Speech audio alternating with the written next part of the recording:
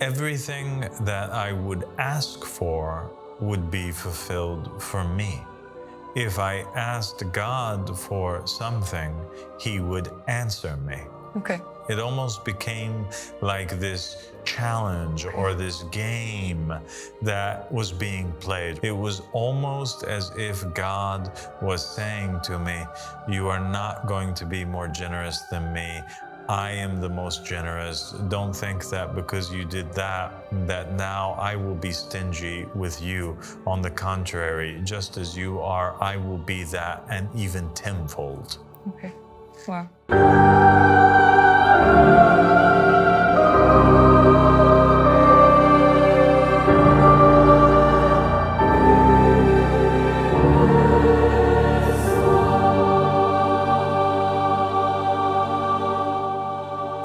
الشيطان اللعين الرجيم بسم الله الرحمن الرحيم اللهم صل على محمد وآل محمد الأئمة والمهديين وسلم تسليما. السلام عليكم ورحمة الله وبركاته. My dear sister and companion Tiffany. Walaikum salam wa rahmatullahi wa barakatuh, dear father. Thank you for joining me. Thank you so much for having me here.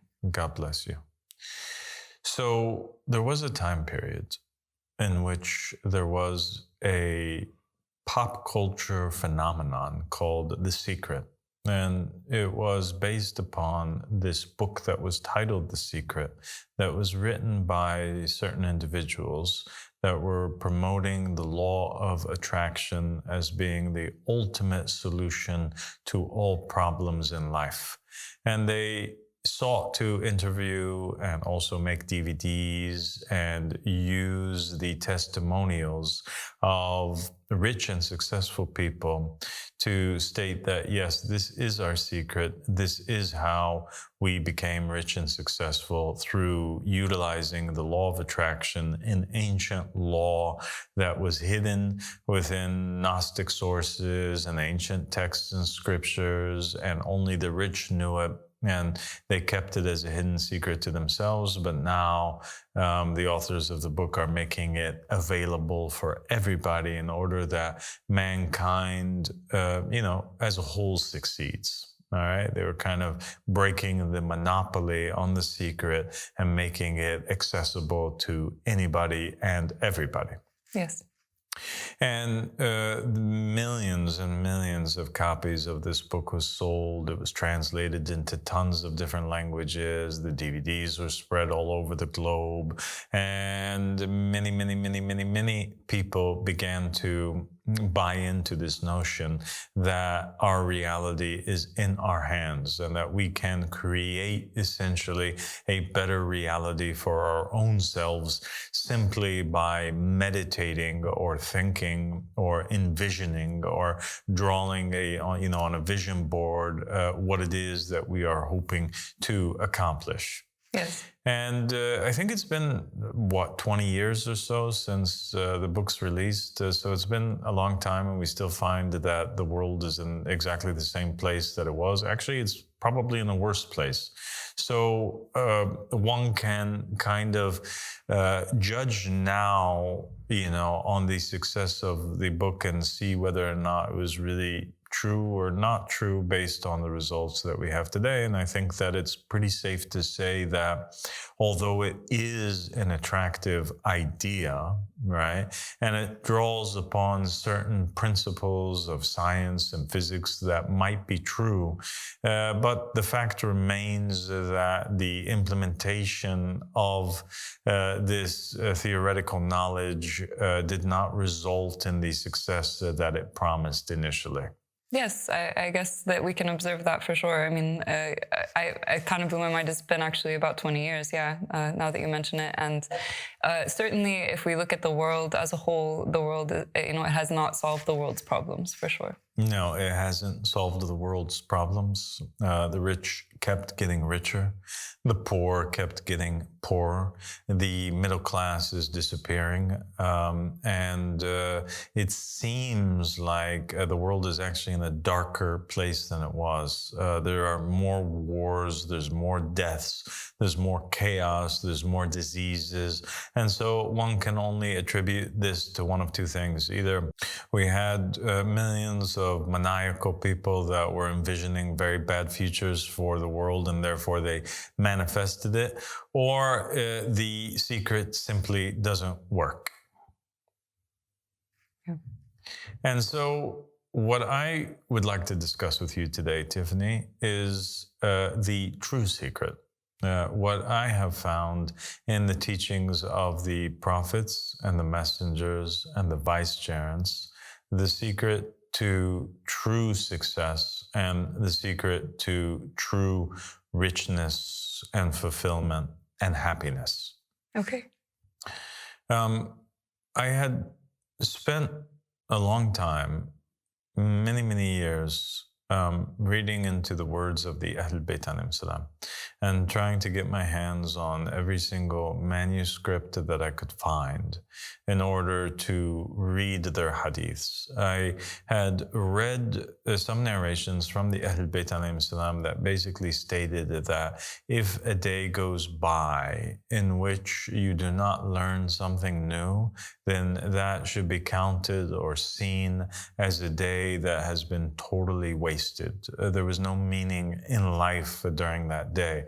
And so every day that we're alive, we have to pursue knowledge, knowledge that can obviously improve the state of the world or improve ourselves. And from that point, I went forward trying to learn something new every day. And I know that the emphasis with Muhammad and the family of Muhammad of obtaining knowledge was so great that there are many narrations to the effect of that even if not, that we have to pursue knowledge even if it were in China. And obviously the distance between Arabia and where the Prophet and his companions were at the dawn of Islam and China, there's a great distance between them, especially when you're putting into consideration the technology of the age. And obviously it would be extremely difficult to pursue knowledge in China for an Arabian or a person of Arab descent that lived 1400 years ago. And so we are supposed to overcome all difficulties when it comes to knowledge. We should travel and be willing to die in the pursuit of knowledge.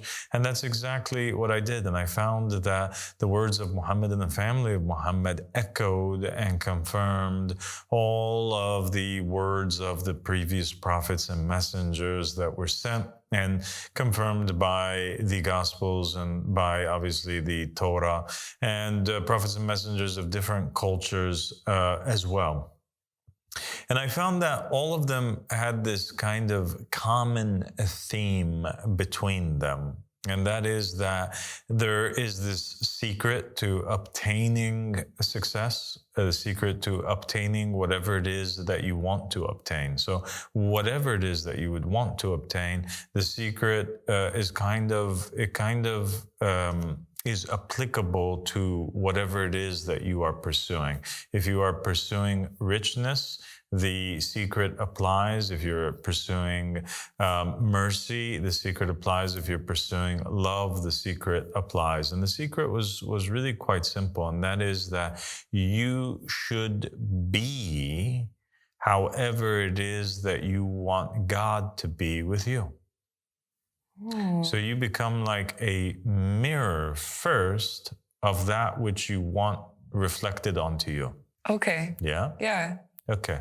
So, yeah, if you want to be rich then, and you recognized that God is the one who is the rich, Al-Ghani, right, is one of his names, and you wanted to be Ghaniyu Billah, you wanted to be rich through God or by God, then you had to reflect his actions that you hope to obtain for yourself with others. Okay. Okay? Okay. That's very interesting. So if you want that your prayers be accepted and you're constantly asking God to give you what you want in life, then you also had to be the fulfiller of prayers for other creatures. Yes. And once you aligned yourself and you became that for other creatures, God would be that for you. Wow. In other words, it is a way of applying practically the hadith of the Prophet Muhammad ﷺ when he says that God does not change what is with a people until they change what is with their own selves. And so I took this idea, I took this notion, and I decided to experiment with it. And I decided to apply it. And I made an oath and a covenant with God. I said to God, God, no matter who it is, no matter what it is that they are asking for, I promise you that I will fulfill their request. Okay? Okay. So long as I am capable of it. Because Allah subhanahu wa ta'ala obviously does not burden a soul with that which it cannot bear, meaning you're not obliged to do something if you don't have the resources or the ability to do so. But so long as you have the resources and the ability to do so, I promised that I would do so. And I would see it as an obligation upon myself to do so. And I would see that the person who is requesting from me something to be a vessel whereby God is testing me or God is giving me an opportunity to do something. And I also had found many narrations from the Ahlul Bayt alayhim salam that basically confirmed this idea. And it said that we should, there's one narration that said that we should never be upset when somebody asks us for something, because actually this is a blessing in disguise. Okay. And that if we don't fulfill the request of the person who asks, or we get upset about that, or we shun that, then God would move that blessing towards someone else. We also had, and I paid very close attention to this kind of theme that was woven into the traditions and into the biblical texts and stories of the prophets and the messengers of God basically testing prophets and messengers. And this is also in the narrations. God would test the prophets and messengers by basically making them have a taste of their own medicine, or having them pass judgment on their own selves. Yeah. And so there were narrations in Islam of particular prophets that would constantly ask for mercy from God for their people. And God would be wanting to, or see fit that he punished these people.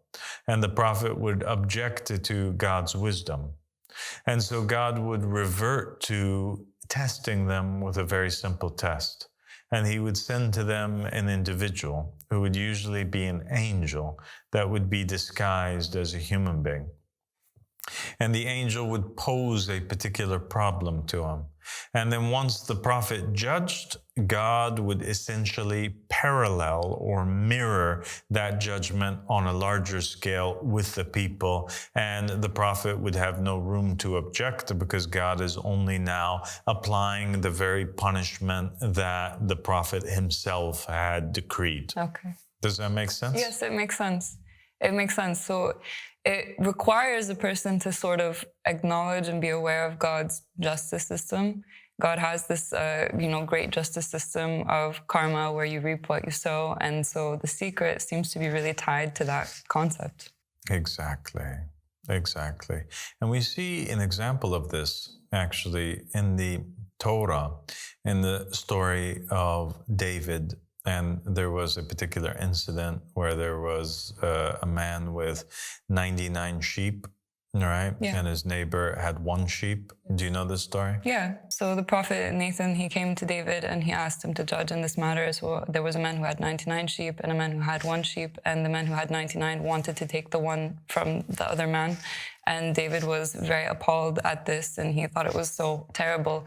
But the wisdom behind this parable is that David had actually done the same thing with Bathsheba. He had taken the only wife of his neighbor, Uriah.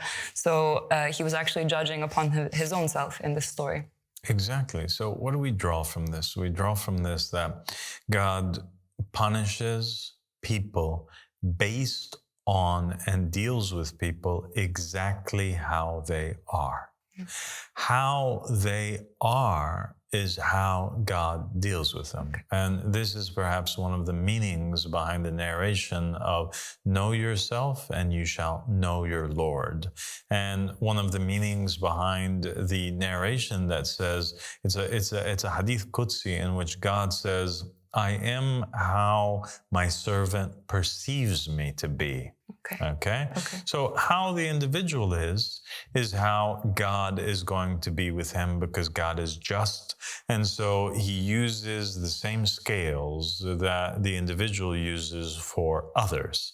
So if you want to change the destiny and the scales and the position and the situation that you're in, you're going to have to backtrack and change first what is with your own self in order that you change everything else that is around you, right? Wow. So the solution is within your own self. The solution is within yourself. And we have a narration that says that Imam Ali alayhi salam said that you think that you are a small germ, but yet enfolded within you is the greater cosmos, okay? And that is also one of the phases of interpretation of this particular narration. And so going back to the story, I decided that I was going to take these wisdoms and apply it in my actual life. And so I would walk on the streets of Egypt, and I might have in my pocket, say, 50 Egyptian pounds. And I would encounter a beggar on the street. If the beggar asked for money, I would ensure that I paid the beggar and gave the beggar a portion or perhaps all of that which I had. It would be dependent upon the situation. If I was walking and I had to go to a particular destination and I absolutely needed the money that was with me, then I would give everything else above the need to the individual that had asked me. Or perhaps I would assess the situation. And if I found that the person asking me was in greater need, then I would not hesitate to give everything that I had.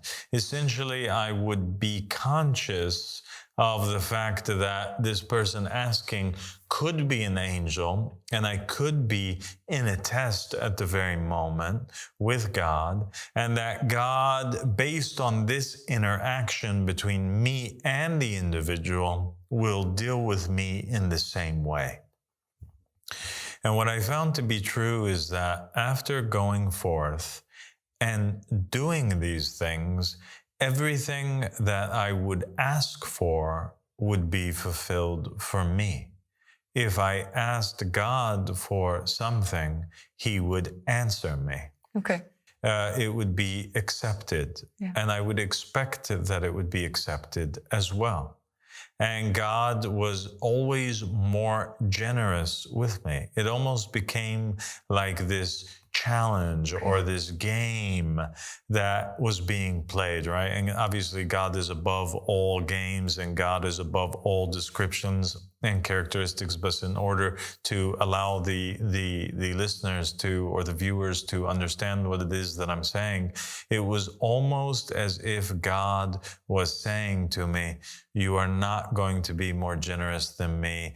I am the most generous. Don't think that because you did that now I will be stingy with you. On the contrary, just as you are, I will be that, and even tenfold. Okay. Wow. Okay? Okay. And so I found that a secret all of a sudden was unlocked. Yes. And all of my needs were fulfilled.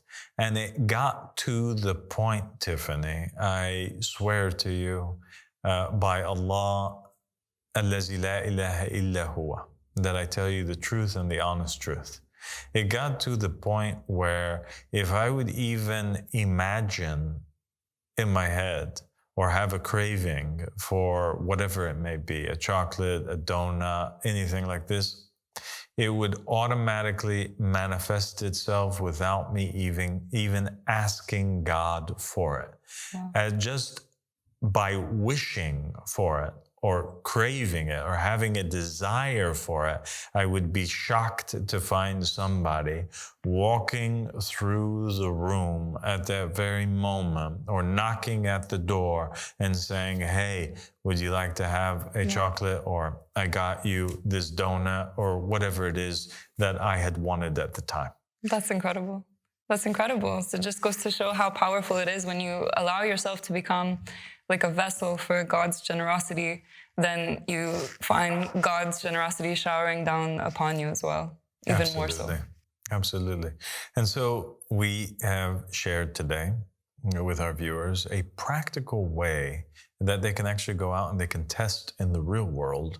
And the effects that this will have on the world are actually more powerful than any effects that the so-called secret that they had written 20 years ago would have, because there's no positive effects for the world if a person just meditates and wants and envisions that riches come to them versus them proactively going out in the world and playing the role of God, being a vessel for God, being a pipeline whereby God's divine sustenance can flow to creation. Yeah. And you know what's more incredible is that there was this movie that also came out over 20 years ago. It was called Pay It Forward. Yeah. And I found also that the more that I would interact with the people that are around me in this way in which I would fulfill their needs without me bragging about it or talking about it. If you brag about it, all the blessings go away. So you never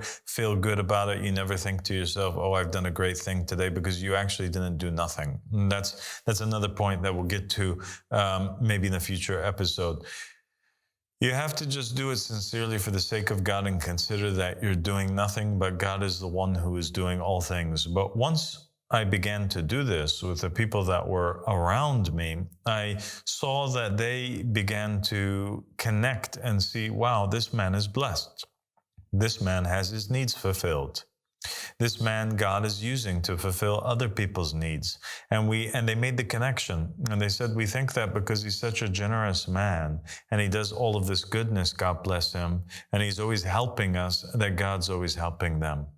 Yeah. And so they wanted to do the exact same thing, and they wanted to emulate, right? Yeah. And so I found that these people that I were helping, all of a sudden, they became encouraged to do the exact same thing through observation.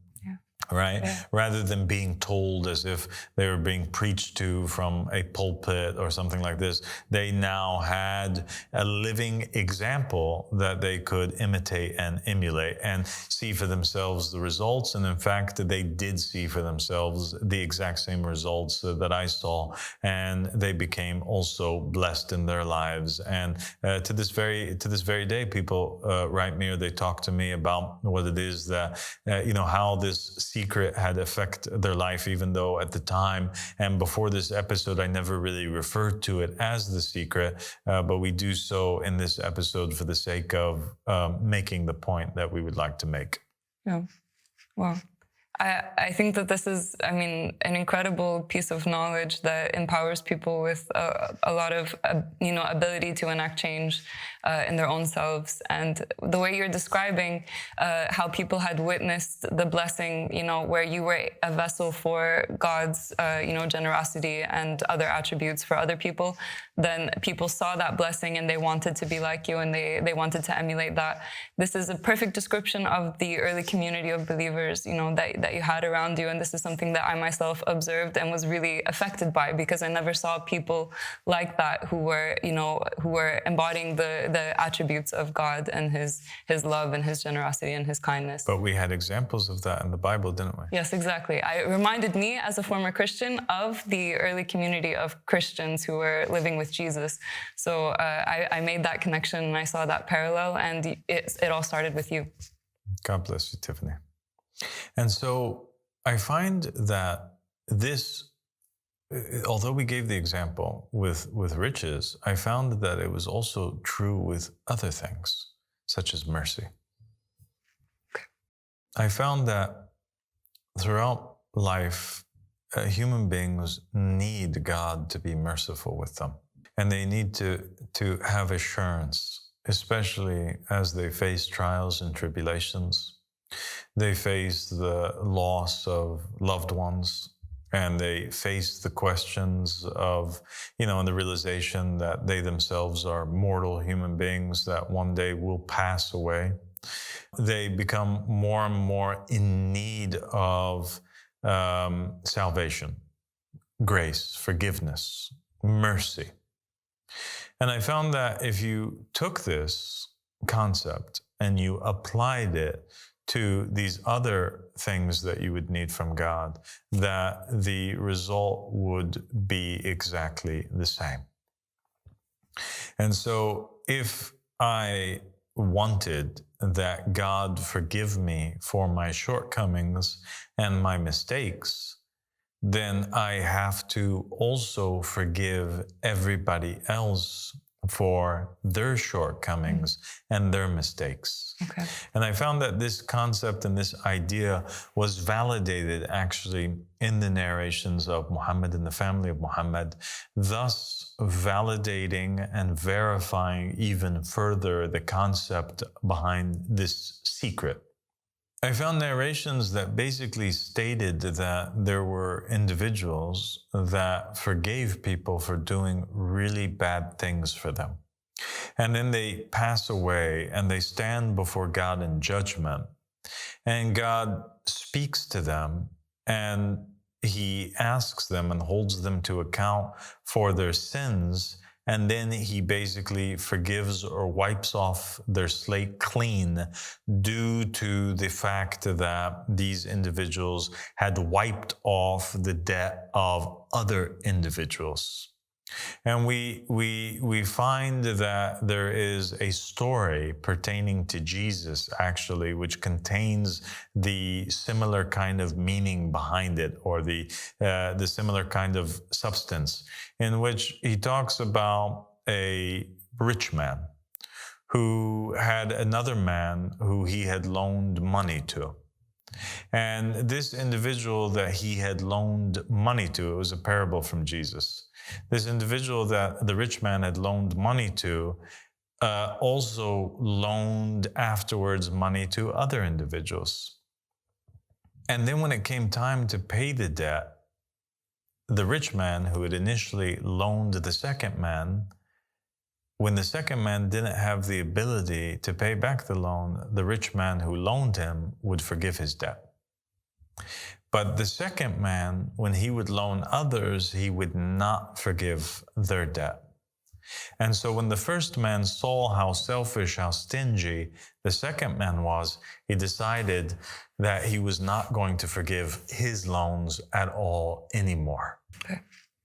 Yeah. And so he held them to account, and he repossessed all of his belongings, and he enslaved his wife and his children in the same way that he had done to the others. Mm. And in that is a kind of secret. It was Jesus's way of telling mankind that if you want to stand in front of the God who is in heavens up above and be free of all of your sins and all of your debt, that the secret to that is by also freeing the rest of God's creation from their debt towards you.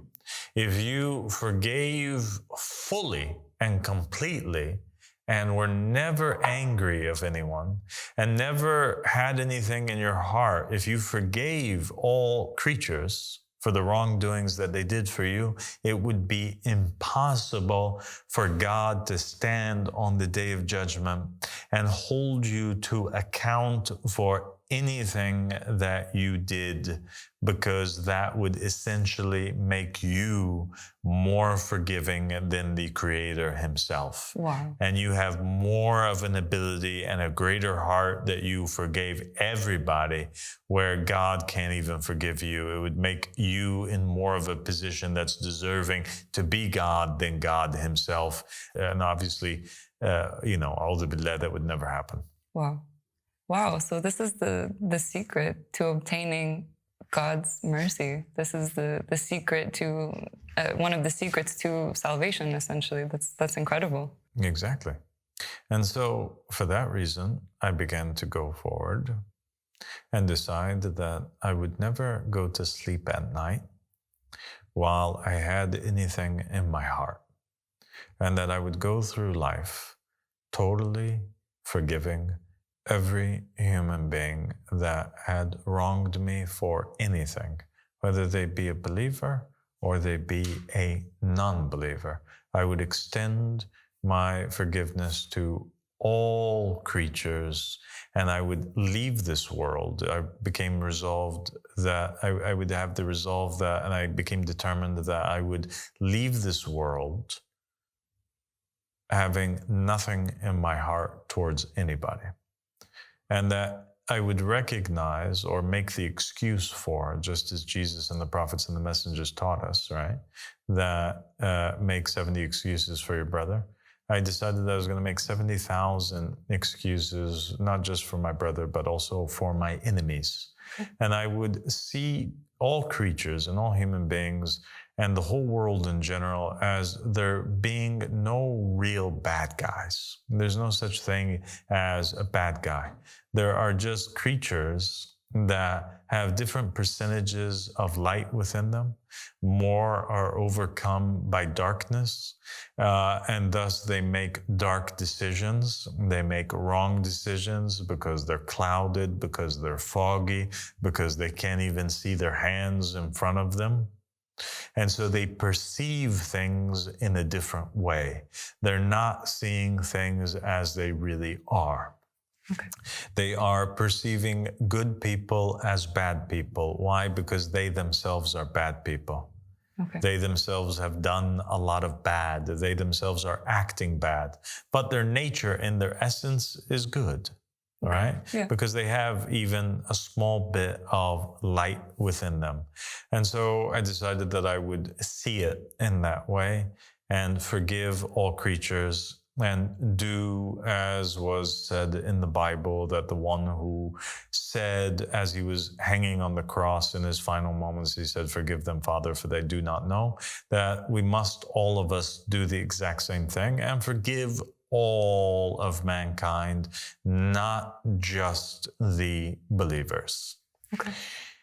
And in doing so, I could be assured that without a shadow of a doubt, when I pass, that God would extend his forgiveness and his mercy to me, because I became a vessel of his mercy to creation. And so if he decided to do that, then great. And if he didn't decide to do that, then there was nothing wrong in his decision. He is God and everything that he does is right. But I would know that without a shadow of a doubt, God is more merciful than me. So I would know that it would be an impossibility that I not be engulfed by the mercy of Allah subhanahu wa ta'ala. And then I want to take this moment actually with you, Tiffany, to address all the people out there that have ever done anything wrong to me in my life, from the day that I was born up until today and onwards into the future.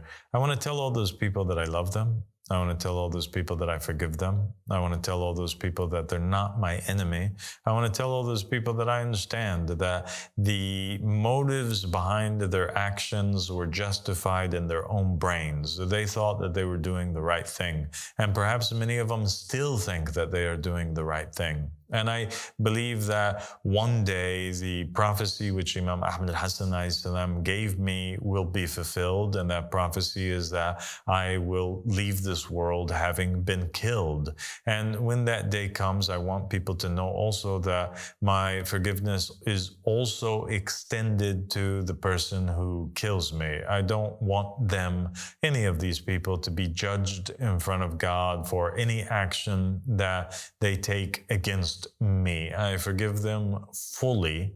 That does not mean that I am encouraging an individual to not defend themselves or defend their families. I think that defense is necessary and it's an obligation, just as Krishna taught Arjuna in the Bhagavad Gita.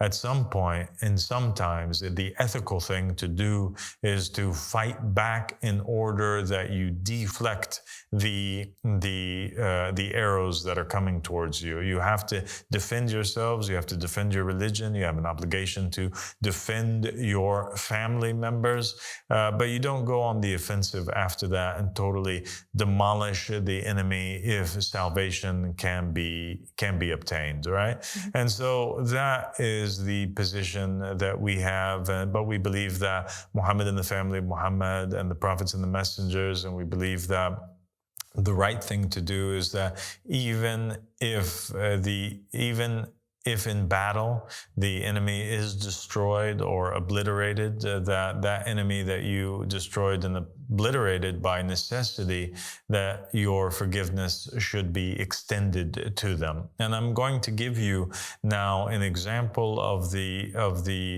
validity of what it is that I am saying, and how God performs this ultimate act of forgiveness for creation. There are these narrations from the Ahlul Bayt alayhim salam, and one particular narration which is quite interesting, that says that on the day of judgment,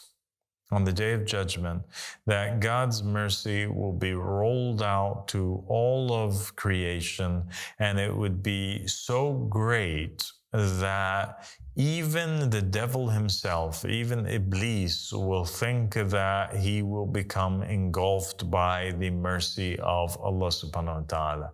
So imagine the devil and all of the crimes and all of the sins that he had committed, and how many people he had destroyed, and how many murders he was responsible for, and how many evil acts he was responsible for. Think about how impure, how evil, how bad he had been.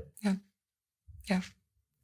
Even him, on the day of judgment, will think that the mercy of Allah subhanahu wa ta'ala will engulf him.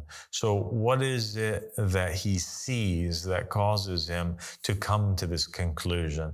He must really see a whole lot of really bad people that did bad things, people that were condemned to hell, entering into heaven as an act of mercy and grace from Allah subhanahu wa ta'ala, irrespective of their faith, right? Yeah. Or their positions in life, that he himself thinks that he's going to be saved. And I actually wrote in the Goal of the Wise how I had this dream one day, and I asked Imam Ahmad al-Hassan alayhi salam about it, and I had asked him some questions. And Imam Ahmad al-Hassan alayhi salam basically told me that what I saw in the dream was true, and that actually in the hereafter, even Satan himself is engulfed by the mercy of Allah subhanahu wa ta'ala, and that the wrath of God upon Iblis is not everlasting. It's only up until a certain point. And that is the meaning of the verse in the Quran in which God says to Iblis, "And verily upon you is my curse until the day of recompense." And so we find here that God does not place Iblis under an everlasting curse, but rather he says that there's a curse upon you up until a particular point. Well, when you go back to the narrations of Muhammad and the family of Muhammad, and you see what is the meaning of this, when God says, وَإِنَّ عَلَيْكَ اللَّعْنَ إِلَى يَوْمِ الدِّينِ. What is Yawm al-Din? What is this day of religion, this day of recompense? What is this day? And you'll find that this day is the day of the Qiyamah, or the day of the Qiyam, or the day of the rise of the Qa'im, the judgment day which occurs on earth. Okay. And Imam Ahmad al-Hassan says that, yes, the punishment of Iblis is that he becomes dethroned, and he becomes humiliated, and he's killed at the hands and by the sword of the Qa'im. And that is when the curse is finally broken on Iblis. And after that, he obtains the mercy and the salvation from God Almighty. That's a huge revelation. That's a huge revelation. And it just goes to show the incredible mercy of God. I mean, it's beyond our comprehension. Even the ultimate adversary, can obtain God's mercy and be enveloped by God's mercy. That's huge. And that should tell us something about God's mercy. And that should tell us about our expectations of God and how we see God, and how we have to break this despicable cycle of seeing God as some sort of evil monster that takes joy in punishing his children. We have to hold tight to this idea and this notion and this hadith from the Ahl Bayt that says that God is more merciful with his creatures than a mother is with her own children. There is no mother that I know that would take her children for behaving badly and throw them into a burning furnace or a burning oven. Have you ever heard of such a thing? No, absolutely not. It just goes to show how I think people are reflecting their idea of God, which is this harsh judge, right? But actually, the true God is the merciful. So if we're able to be vessels of God's mercy with one another, like what a change we would see in the world. Absolutely. And so God is just. He has to be just. He knows the hearts of mankind, and he knows the hearts of his creatures, and he must give back to each person that which he is owed. And people will face punishment. They will face humiliation. They will face judgment. But it is in the end of it all, is what I'm saying. In the end of it all, God's mercy will and shall overcome his wrath. And there's even a narration from Muhammad and the family of Muhammad that states that when the Prophet Muhammad went on his night journey and he met Allah subhanahu wa ta'ala, and there was only between him and the Prophet this green veil, he hears Allah subhanahu wa ta'ala saying, "Verily, my mercy has overcome my wrath." And so we have to believe in that. We have to recognize that that is true. And we got to work together to put out the flames of hellfire and to correct the understanding of human beings. And we got to stop telling each other that you're a non-believer. And we got to stop hating one another. And we got to stop judging one another. And we got to learn to be, vessels of mercy. And it's by being vessels of mercy that we will obtain the ultimate mercy of God. But we got to give out mercy unconditionally. We got to help mankind unconditionally. We got to be walking, talking, breathing, living avatars of the divine characteristics and attributes and things that we hope to obtain from God. We have to be as we want God to be with us. If we manage to do that, then we will have implemented the secret and utilized it to its full extent. And I challenge everybody to test what it is that I'm saying and to come back to this video and write in the comments your experiences and share with people through videos the message behind this video, and share your experiences and teach other people how to be like God. And in doing so, we can change the world. Thank you so much, Father. Thank you so much, Tiffany. God bless you. Thank you very much. Wow, what an incredible and beautiful episode. This is just such an important secret that we now know. I mean, the way that we are with others is the way that God is with us. So if we are kind to others, God will be kind to us. If we are generous to others, God will be generous to us. And if we are forgiving with others and merciful, then we will see God's mercy. But if we are not kind to others, then God will not be kind to us. If we are not forgiving with others, then God will not be merciful with us. Now, let's put this secret into action. Let's put it to the test, and let's change the world together.